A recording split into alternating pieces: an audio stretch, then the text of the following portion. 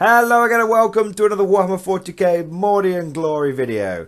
So today guys we are going to be talking about possibly the hottest topic in the whole of Warhammer 40k right now.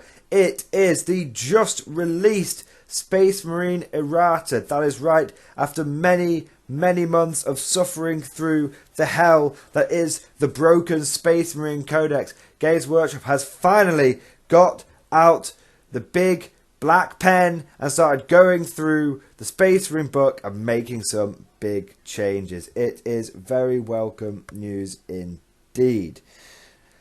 So, for those of you that have been living under a rock, Space Marines basically broke the game about 6 months ago, and everyone has been having a pretty bad time since then. I mean, you would go to before the Space Marine Codex came out, you would go to tournaments, and yes, you would have some top. You see similar top lists every single time. There'd be someone running Elder Flyer spam, for example, someone with Knights. But generally speaking, you actually had a pretty good spread of armies in every single tournament. And then the Marine Codex dropped. And everyone and their mums started jumping on to the Space Marine bandwagon. And you would go to tournaments and it would just be 50% of the players there using Marines. And then you would just see some factions that you would not see some factions. Jesus of the Cult just dropped off the face of the map. So Games Workshop, you know, they heard they saw the problem. There's lots of tournaments that they were taking note of, for example, LVO, and they were hearing the outcry and the whining and the bitching and the moaning and just the general unhappiness from a lot of the community about how good Space Marines were, and they have now released a rules update for them, and it is on the Warhammer community page now, and it's pretty good.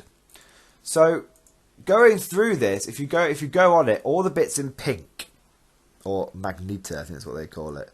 Magenta, sorry, magenta, all the bits magenta have of the updated bits. Okay, so the first thing that they've done is they've gone and taken a look at combat doctrines. Okay, absolutely essential that they did this, and they've got it, I think, just right. So originally, how combat doctrines work is you started in the Devastator doctrine, and that gave all your heavy weapons AP -1, and then you could. If you wanted to, turn 2, move to the Tactical Doctrine. Then all your rapid fire and assault weapons got an additional AP -1. And then if you wanted to, you could stay there. You could stay in the Tactical Doctrine if you so chose. But if you wanted to, turn 3, you could then move into the Assault Doctrine. But you couldn't go backwards. Unless you used a stratagem, you couldn't go backwards. So what a lot of people did is they went, right, well, Devastator Doctrine's great, because all my heavy weapons just got an extra AP. Yes, I'll take AP -2 heavy bolters and AP -2 assault cannons. That'll do. AP -4 las cannons, all this kind of stuff. And I'll stay in that. And then you had people like Iron Hands who were like, well, my Super Doctrine, you know, if I take a pure Iron Hands regiment, chapter, I get a Super Doctrine. And my Super Doctrine only works in the Devastator Doctrine. Okay?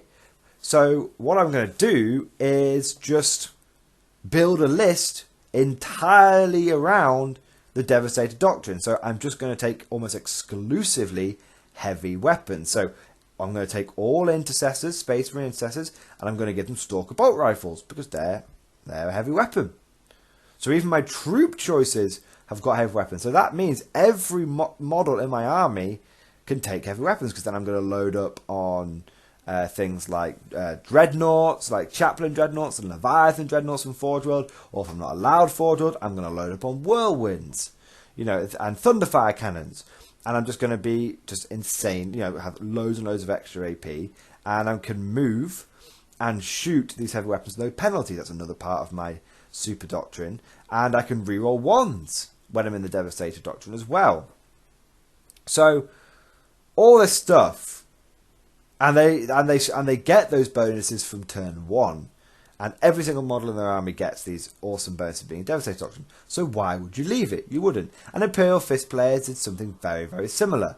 Because Imperial Fist, their super chapter tactic, the super doctrine, went off when they were in the Devastator Doctrine. So they got an extra bonus damage against vehicles, which meant even when they're using things like heavy bolters, they're 2 damage. So people would just take just loads and loads of Thunderfire cannons, loads and loads of Stalker bolters, and loads of Whirlwinds again, and they'd just be like, right, all my Thunderfire cannons are now like damage 3, all my damage 2, and all my Stalker bolt rifles on my basic Intercessor Marine is now damage 3. It is as powerful as an Orc rocket. It's as powerful. It's almost as powerful as a neutron laser on average mode. So it was, it was silly, and so people weren't even. Honestly, people were not even going into the tactical doctrine in the top tier lists. They just did not. They didn't even take that into account because the reason why people weren't going into the tactical doctrine is because you had to wait till turn 2. So why build your list around something that you're going to have to wait a turn before your bonus kicks in? Why not build a list that you get the bonus from the very beginning? It makes total sense. So as a result, Games Workshop has changed the way combat doctrines work. So now what happens is during the first round, the Devastator Doctrine is active for your army. During the second battle round, the Tactical Doctrine is active for your army. So now you don't have a choice. You get your Devastator Doctrine for turn 1, turn 2, that's gone. No more Devastator, all your heavy weapons go back to being normal, and the Tactical Doctrine is now in play. Okay, brilliant. And they then said, right, for the third battle round, you get to choose. You can stay in Tactical Doctrine for this turn, or you can move to the Assault Doctrine. Okay? Oh, awesome. And then after the third battle round, they went, right, no more choice. You've got to be in the Assault Doctrine. You've got to be. Okay?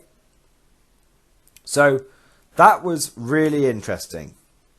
That's really, really, really, really interesting. That brings a whole level of balance to Marines that was sorely needed. Because honestly, Marines, they got loads and loads of buffs, and the one thing that really fundamentally took them a step too far was the combat doctrines. It was the combat doctrines. So now that they've addressed that, and this is good because what this means Marine players have to do is they have to either build an army that is going to be, well, but they'll still be able to do loads of really powerful things. But what it means is they can't just load up on all heavy weapons because that's only going to be good for round 1. And then after that, the heavy weapons are going to start falling off. They're just not going to keep the power. And yeah, sure, they're going to lose an AP. But it's more the fact that things like Imperial Fists and Iron Hands, the 2 most powerful factions in the game, they relied upon their super doctrine, and that was only active in the Devastator. So that's gone now. They get 1 turn of being, 360, no scope, MLG Pro, powerful, and then after that, the super doctrine goes away, and they're just like normal Marines. Okay, they're just normal Marines. That's good. That doesn't mean they're weak. Doesn't mean they're weak whatsoever. Just means now you're going to want to start, if you want to maintain peak efficiency, you're going to want to bring a variety of weapon systems in your army. That's all this does. And the good thing about this is it's fluffy. Okay, in the fluff, it's described as Marines, like when Marines don't like, they smash the enemy with an initial bombardment, and then they close to close distance and like bolter the crap out of people, and then after that they close the distance properly and they just start tearing people apart in close combat. Shock and awe tactics. We're going to give you a bombardment, we're going to get in your face with some close range firepower, and then we're going to just rip you limb from limb in close combat. That's exactly what Marines do. Marines are not a one-dimensional army. Marines are the master of all aspects of warfare. And so they should be used as a combined arms, multi-layered tactical force. And this is what this combat doctrine change now allows for. Now, I am sure that there's already the big brains out there in the competitive meta down in the labs, hidden deep under near the Earth's core, that have already worked out that they can totally just like abuse this somehow. But for normal games, this does add a pretty decent level of change. And what it really pushes to the fore is variety, which is good. Now, hopefully, we'll start seeing some more Ultramarine players and some more Salamanders. Amazingly, it means that when you think about it, if you're playing like an ITC game, you're going to spend half of that game in the Assault Doctrine. Think about it. You can only stay in Devastator Doctrine until the end of turn 3. Then you've got turns 4, 5 and 6. You've got to get in that Assault Doctrine. So if you want to get the most out of your army as a Marine player now, you need to be looking at combat. Okay? You really need to be looking at combat. Because what you're going to want to do is spend turn 1, 2 and 3, at latest, maybe turn 1 and 2, just softening the enemy up. And then you want to be getting to Assault Doctrine as quickly as possible, because that's where your buffs are going to be the longest. So what you might actually end up seeing, guys, is a lot of Assault-based Marine armies, which would be awesome. Assault is the cooler part of 40k. One of the best bits of 40k is it has a really well-established close combat mechanic in a game which is about shooting shooting and guns and stuff. You tend to find in a lot of other game systems, close combat is kind of a bit janky, it doesn't quite work, or is just totally non-present. That you just can't do close combat; it's not allowed. So for the fact that 40k is now basically encouraging more assault-based armies, that's awesome. That's totally awesome. Means Blood Angels are kind of getting kind of good now, and White Scars are looking pretty good as well. I think you may see a shift towards Ultramarine players, because Ultramarines players are always going to bring this nice balanced list, and you may start seeing a shift towards Assault chapters. Things like, I'd probably say Blood Angels more so than Black Templars, but I definitely think Black Templars have got an advantage out of this. They've not really been buffed in any way, but it's the fact that other chapters have now come down off the pedestal that Black Templars are looking like a better option, because people will be thinking, well, if I'm going to have to spend the majority of my time in Assault, I might as well take one of those chapter tactics, which is, based on Assault. So that's good. I jump on these bandwagons so early, guys, that I'm driving the bandwagon, basically, because I have a huge Black Templar army. I've got 100 Black Templar Marines, and I got vehicles. I got Razorbacks. I got Land Raiders. I got Terminators. I got Neophytes. I got Initiates. What you want? What you want? What you buying? That's what I got. I am a Black Templar player. I even got bikes. I got flyers. I got shit I haven't built yet that's sat in boxes. To be fair, I have that probably. Well, I actually don't have that for Guard, fortunately. But the point is, Black Templar's looking pretty good. Oh yeah. So meta, I didn't even realise it. Okay, so that's the first bit. So combat doctrine's fundamentally been changed. The next couple of changes, guys. There is one other change that's been made, which is the adaptive stratagem, which for 1 CP allows you to go back a doctrine for a turn. Is gone. Just go into your codex, Tipex over it, rip it out, burn it, just smear it with something unmentionable, just expunge it. Like the 2 legions that we can't talk about, just expunge it from your records. Because the reason they've done that is to stop players being like, well, I'll just spend a stratagem every turn and just stay in the Devastator Doctrine. Nope, you can't do that. You have to change doctrines, Marine players. You haven't got a choice. You got to do it. You gotta play utility lists. You've got to play your army fluffy. You got to do it. Stop mucking it, but not mucking about. And let's all take a moment.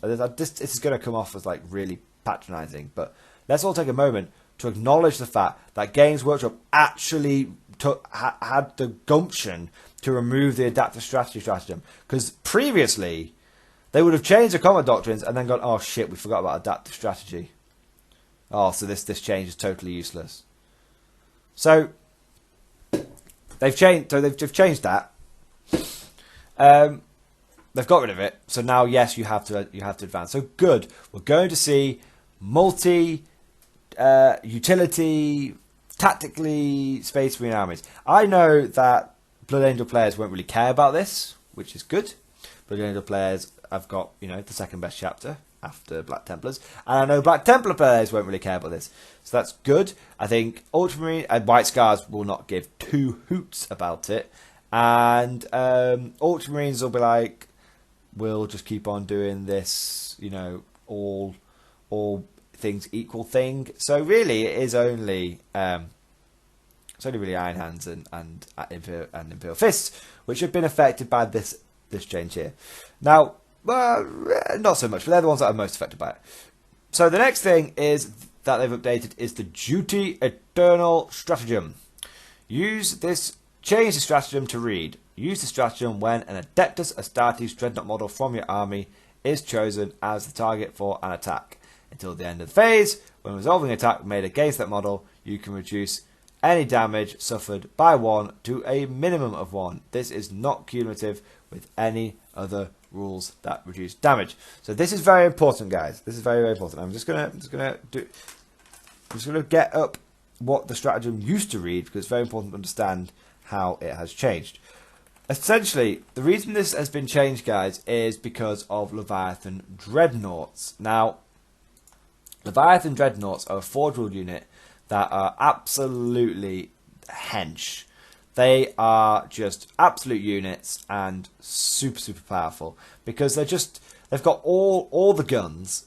They've got all the guns, and then they've also got really tough stat lines. So they toughness 8 and like 16 wounds and a 2+ save and a 4+ invulnerable save. So it's they're very tough. And the Duty Eternal stratagem used to read, when a Dreadnought is chosen as a target of attack until the end of the phase, it takes half the damage inflicted, rounding up. Okay? So that's what it used to be. So you could then combine that with something called, from the Iron Hand chapter, called the Iron Stone, which I believe helped you reduce damage by 1. And the way it worked is you would halve the damage and then reduce it by 1. So if you got hit by a damage 3 weapon, you halved it down, rounding up to 2, and then you reduced it again, so it went down to 1. If you had a damage 4 weapon, half the 2, down to damage 1. If you had a damage 5 weapon, it got halved down to 3, and then reduced again down to 1, because of the way these two stratagems worked. So you had to hit something. You had to hit this Leviathan Dreadnought with a damage 5 weapon for it to only take 2 damage. And even then, it has like a 5 at feel no pain. So it's so difficult to do any wounds to it. And it was worked out that statistically, a las cannon had a 1.5% chance of doing 1 damage to a Dreadnought, to a Leviathan Dreadnought. So what they've done now, guys, they've said that it just reduces damage by 1.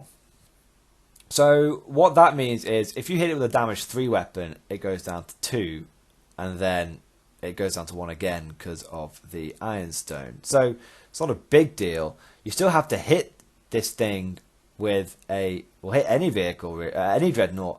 You have to hit this thing with a damage 4 weapon. So it's not a huge change. A lot of people would like, damage 4, it gets reduced down to 3 now, and then down to 2. So it's not a huge change. I'm not gonna lie, guys, it's not a huge change. Okay, Oh, no, I'm wrong. I'm wrong. I'm totally, totally wrong. Thank you to all the commenters who are halfway through saying, it says it's not cumulative with other rules and reduce the damage. Read it properly, Mordian Glory. Okay, yeah, no, I got it. No, this is a huge change. So now, it's like, if I hit you with a damage 2 weapon, sure, either through the Iron Stone or through the Stratagem, you can reduce it down to damage 1. But if I'm hitting you with anything that is damage 3 or higher, you are going to be taking 2 root wounds, my friend, and you cannot stop that. That's huge. And guess what, guard? I've got access to loads of damage D6 weapons like the Martial Cannons and flat damage 3 weapons, like thanks to full payload tank aces and the Hammer of Sunderance. Oh, mama! That is a big one. That is a big one. Now, what a savvy player could do is reduce the damage by 1 on one Dreadnought and then use the Iron Stone on another Dreadnought. And so he's got 2 Dreadnoughts which are taking less damage. It's pretty good. It's pretty good. What you have to understand though, that's pretty good. That's pretty good. So now we have to look at some of the other changes, guys, because we not only have they're all the ones from the main Space Marine Codex, but there are also some other changes which have been made to the Raven Guard and the Iron Hands. Okay, so the other chapters haven't been touched yet. Okay, but that's because Imperial Fists have kind of been not screwed, but they've been affected by this, by the main one so much they don't really need anything else changing. So continuing with the Iron Hands and Leviathan Dreadnoughts, they've had their cogitated martyrdom stratagem changed. So again, guys, it's all these changes to Iron Hands, like the changes to Duty Eternal, the changes to Cogitated Martyrdom, they've all been done in response to the list that won LVO, which was the Unkillable Leviathan Dreadnought list. Because one part of the Unkillable Leviathan Dreadnought list was obviously the damage reduction side of it. You reducing everything down to damage 1. But that's not so bad, right? Because you just have to slam enough shots into this thing. And sure, it's only going to take 1 damage from each one. But it's only got 16 wounds, right? So you'd only have to do like 36 wounds to it. Oh, and it's got a 5 feel no pain. So maybe a little bit more. But maybe you don't have to do like 40-ish, 45 wounds to this thing to kill it. You can do that. You can do that in a turn. That's not a problem. However, okay, the problem was that they also had another stratagem called Cogitated Martyrdom, which used to basically say when a character use a stratagem to start the shooting phase, select 1 Iron Hands infantry unit from your army until the end of the phase when a friendly Iron Hand character model within 3 inches of that unit would lose any wounds. As a result of an attack made against that wound, the model that unit can attempt to intercept the attack. Roll 1d6 for any rolls to ignore wounds. And on a 2+, the model does not lose those wounds, and the only suffers 1 mortal wound for each of those wounds. So that's what basically what it used to say, guys, was you take and how the interaction worked was I've got one Leviathan Dreadnought, you shoot at me. I'm going to put my 2 damage reduction things on there, so I'm going to take no damage. And then when it goes, I'm also going to spend the stratagem to make my infantry be able to jump in front of wounds for it. And at the beginning of the game, I'm going to spend a stratagem on my Dreadnought to make it a character. So now I've got a character Leviathan Dreadnought who's reducing damage by half and then by 1. And then even when something does get through on a 2+, I can pass the wound off onto the infantry, and because those infantry are Iron Hands, and because they have interactions with apothecaries, I am going to be able to shrug that mortal wound on a 5+. So how it worked was when you put it all together, you put the shot and you put the shot into the Leviathan Dreadnought. It only takes 1. It fails to save, but only takes 1 damage. You then get a 5+ on the Leviathan Dreadnought to try and shrug that off. No. And then you roll a 2+ to put it onto a guy, and then on that guy passes that roll, and then he then gets another 5+ to try and stop it. So It was unkillable. Literally unkillable. Okay. Now they've changed it. So, Cogitated Martyrdom for Iron Hands can still be used on character models, excluding vehicles. So that means the Leviathan Dreadnought now cannot have Marines jump in front of it. Okay? So, it's really good. Now, what's also really important, they've also changed it so it says roll 1d6 before any rolls to ignore wounds are made. Okay? So what that means is that the Leviathan Dreadnought gets shot, it fails the save. You don't roll the feel no pain for Leviathan Dreadnought. You're not allowed. Okay? Because it's before any rolls to ignore wounds are made. Okay? So then the Dreadnought passes it. If the Dreadnought rolls a 1, then the wound is not passed off and he gets his 5 up feel no pain. Great. If the roll is made, the Dreadnought doesn't get to roll his feel no pain first and try and take any wounds out of the equation. And the wound goes straight on to the Marine that's jumping in front of it, and that Marine gets his 1 chance. So what they've done, in summary, if you're struggling to follow and you're like, Mordian Glory, I don't get this, just cut to the chase. Right, in summary, Leviathan Dreadnoughts now can only reduce the damage that they are taking by 1. At most. Okay? And they cannot, before they attempt to pass the wound off, make any feel no pains. Which means they don't get to roll feel no pain twice, essentially. 1 for the Dreadnought and 1 for the guy. There's only 1 feel no pain involved in this whole wound sequence. Which means that if you shoot a las cannon at one of these things, you hit it, you wound it, and you get 6 damage. Okay? 5, he reduces that damage by 1, it becomes 5 damage. And on a 2+, for each one of those wounds, a Marine can jump in front of it. And that Marine will take a mortal wound for each one of those 2+s that is made. Okay, so, but the thing is, you can't do it on a Dreadnought anymore. So even if they hadn't got rid of the vehicle bit, that still was way better. But now they've taken it a step further and gone, look, you can't have guys jumping in front of Dreadnoughts. That's not how it works. So, the Leviathan Dreadnought strategy is, it's gone. It's gone. It's gone. Okay?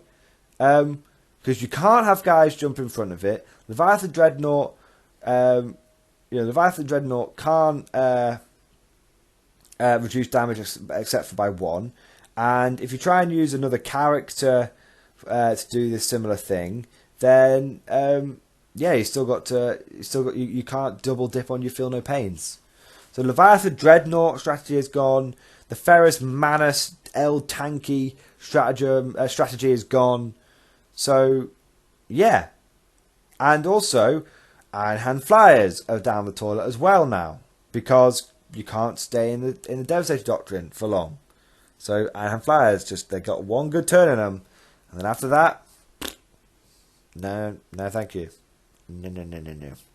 So, basically, the end result is that Iron Hands have taken a big whack. They have taken a big whack. However, let's just take a moment to pause before, people. Let's just take a moment to pause and put it into context, which is any normal Iron Hands list has not been affected by this in any way. It's only if you are running that Leviathan Dreadnought unkillable bullshit list that you should be bent out of shape. Okay? If you were running a utility mixed Iron Hands list that took advantage of all 3 doctrines and did not and had good tactical flexibility, continue on. Carry on. Okay, so you've not been affected by... It's only one specific build which has been affected. Okay, which is very important to note. Okay, and we'll get into that a bit more later. But understand, don't think... I want you guys to appreciate... Don't think Iron Hands are gone. They're still super powerful, guys. Their basic doctrine still has 3 parts to it, more than what most of the factions get. These guys are tough. Okay? They are tough, but we'll carry on. So the next chapter that has been specifically singled out is the Raven Guard chapter. Now, these guys have not been touched as badly as have not been nerfed as badly as the Iron Hands. Okay. Now, some of you might be saying, many people were aware of the bullshittery that was the Iron Hands list. They were aware of that. Fewer people were aware of the Raven Guard craziness, although it was starting to become more prevalent. It was starting to bubble to the surface, but Games Workshop have nipped it into the bud. Okay, so the thing with Raven Guard is that they were able to essentially take like a full unit of Centurions and turn 1. Redeploy them 9 inches away from an enemy deployment zone, and then they were able to move after that. So the problem with it was that Centurions were pointed very effectively. So they were not too expensive, and they had really good damage output, but the disadvantage was they were meant to be really, really slow. And Raven Guard just went, lol, not obeying that rule, bro. I want to have my Centurion unit just speed across the board by effectively me picking them up and putting them down 9 inches away from any enemy deployment zone. Now, what was really, really dodgy about this was not so much the Raven Guard, but was the Raven Guard's successors, because unlike everyone else, successor chapters of Space Marines get access to all the unique parent chapter stratagems. So what you would actually see people doing is taking a big old block of Assault Centurions and then taking a custom Raven Guard successor chapter, and they would give that Raven Guard successor chapter the extra 3-inch range and all the guns, and they would also give the successor chapter, I think it was an extra, it's either +1 inch to your movement or +1 inch to your charge. I will be able to find it. I will be able to find the successor chapter tactics. That was it. It was the hungry for battle, +1 to the advance and charge rolls. So you were long range marksmen who were also hungry for battle. That was the 2. So that was really good, because what you did is you took your Assault Centurions and gave them flamers, and then you got 11-inch range flamers. Great. And then you got to come out, you got to deploy 9 inches away, move forward 4 inches, and then you got to charge with +1 inch, which is great. And you could also, if you combine that, no, that was it. That was it. You couldn't combine it. You could not combine it. So that was why they were so powerful. Now, what they've done to the Raven Guard, that's what it used to be like. And what they've done is they've basically said, the Master of Ambush, this was all done by the Master of Ambush Warlord trait, by the way. So the Master of Ambush Warlord trait, they've just changed it now. It's exactly the same, except for you can't use it on Centurions. Now, that is, they've singled out this build and gone, you can't use it on that. You can't use it on that. Now, this has not been nerfed as badly as the Iron Hands, and personally, I believe that this list was actually just as strong as the Iron Hand one. And so I think Raven Guard will remain top tier. Super, super powerful. I think Raven Guard will retain that. Because Raven Guard can still deep strike via their unique stratagem 3 units of Centurions. So now you just have to wait till turn 2. But you're still deep striking all your units down turn 2. Yeah, you can screen them out. But don't forget, Centurions are going to drop in turn 2. They're going to switch to the tactical doctrine.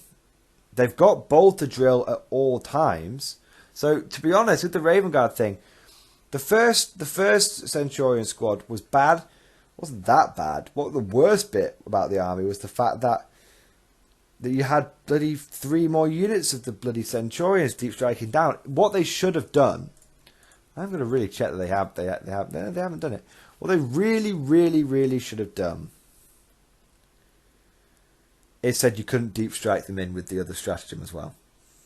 That's what they should have. They haven't gone far enough with the Raven Guard. They haven't. It's silly. Yeah, I mean, to be honest, it is silly. I mean, let's just find out what that stratagem's called.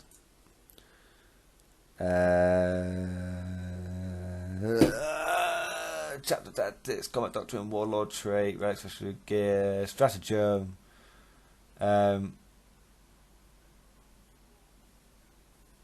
Infiltrate, start the first battle before the first turn begins, use infantry unit and move them. No.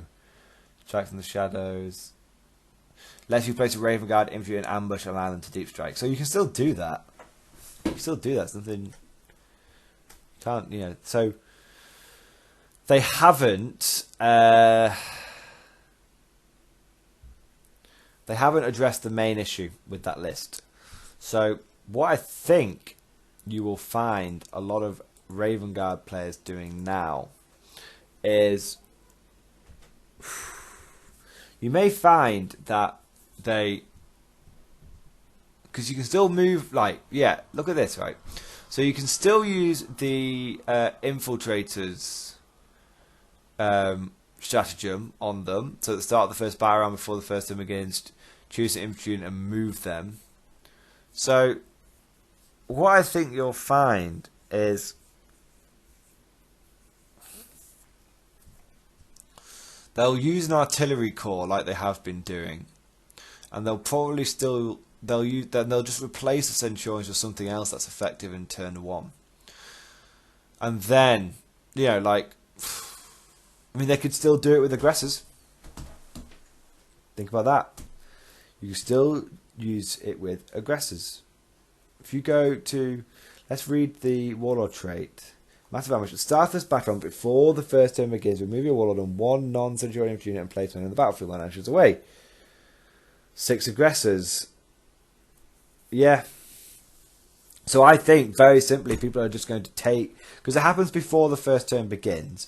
So when the first turn then begins, your aggressors are 9 inches away from the enemy deployment zone, and they haven't moved, so then they'll double shoot.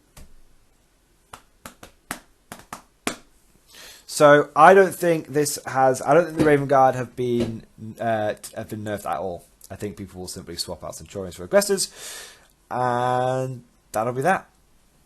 I honestly think that's what's going to happen. Yeah. I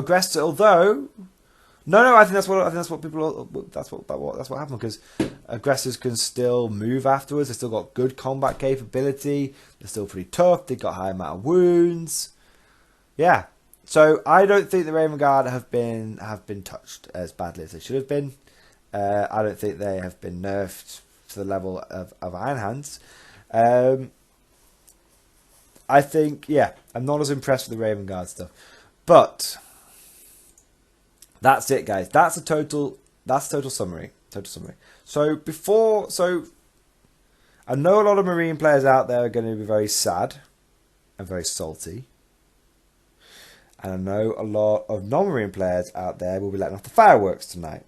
However, a word of caution to both sides. Marines are still really, really powerful. Mono Marines are still, in my opinion, the most powerful faction out there, barring Grey Knights. Let's be fair, barring Grey Knights. So they're still ultra competitive. They're still the units in the army, they're pointed so efficiently. The stratagems, the wealth of stratagems that you guys have available to you is just mouth-watering. It's amazing. The vast majority of Marine lists have not been affected by this. Okay? The vast majority of Marine lists will continue as they have done. The only tweaks that they will have to make is taking into account that you have to switch your doctrines now. Okay? What has been targeted here is Iron Hands Unkillable Dreadnoughts and Iron Hands Flyer Spam and Executioner Spam. And what has been tickled slightly is the Raven Guard stuff. But I feel Raven Guard players will adapt fairly quickly. So to the Space Marine players, don't be too upset. You've had a big nerf, but it comes to every single faction. Okay, Guard had it. You know, everyone's had it.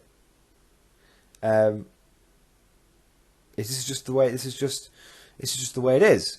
So, and what Games Workshop are trying to tell us, or what I think they're trying to tell us, is, you know, it's a risk if you want to chase the meta. Because what you might get out there, you might buy these models whether you buy them legitimately from Games Workshop, or you risk getting coronavirus and buy them all in from China and get recast, whatever. But you're going to get these models in. You might get to paint up, but you know you're going to be able to use them for like 3 months, and then the Nerf Hammer's going to come. And what Games Workshop are trying to tell people is, look, yes, you know, building powerful combos is cool. But what we really want you guys to do is to build interesting lists and not just try and smash the enemy in like one turn. Okay, basically, they want both sides to have fun, which is important. Now I know it's a bit of a mixed signals because they're also encouraging the competitive scene. Totally true, but you know, it does bring much needed balance. It does, and you know, competitive play should always be about skill and less about exploits. So, what this, you know, what this has done is encourage players like myself, who love their army, but occasionally get, you know, tempted by the latest hotness. And what they've said is, yeah, if you want to collect the latest hotness, that's great, but make sure you're collecting it for the right reasons, guys. You know, do you want to collect Space Marines because you love Space Marines? Or are you collecting Space Marines because of how powerful they are? And Games Workshop wants you to collect a faction because you like them and you'll be invested in them. They're trying to reward those players who have stuck with the same army consistently. And I think that's really good. I think that's really, really good. You know, I, for one, am very encouraged by this news. I think a lot of Marine players will wake up, will go to bed, you know, very upset. And I think we'll wake up and realise that the sky isn't falling, and actually the majority of their lists have not been affected in any way, shape or form. What do you guys think? Do you think they didn't go far? Do you think they went too far on Iron Hands? I don't personally think they did. Do you think and Imperial Fists, do you think they didn't go far enough on Raven Guard? What else would you like to see happen to the Marines? Or do you think that, you know, they're down now, we don't need to kick them while they're down? Very interested to hear your guys' reactions about this. I've gone into as much detail as possible. Apologies if it was a little rough around the edges. I am kind of doing a live reaction to this update, so I know I missed at first the cumulative damage thing with Duty Eternal, but I picked it up in the end. But if there's anything I have missed, please let me know. I think this is a really exciting time to be a Black Templar player and a Blood Angels player, and I think it is a really exciting time to be one of the other like White Scar player and others. I think we're going to see what I predict is Marines will still dominate the meta, and I think Marines will still be making up the majority of tournament armies. However, I think you will now see a much wider variety of tournament armies. So you will go there and you'll actually face an Ultramarine, or you'll actually face a Black Templar. That's what, and if that's okay. I'm willing to meet Games Workshop halfway. You know, if I have to go to tournament and know that I'm going to be facing Marines, then at least I know that I'll be there's so many different kinds. That at least I know I'll be facing variety, and I won't be facing the same bullshit exploit list every single time. Hope you guys have enjoyed this video. Let me know your thoughts down below. And thank you for watching. And of course, I'll see you guys next time.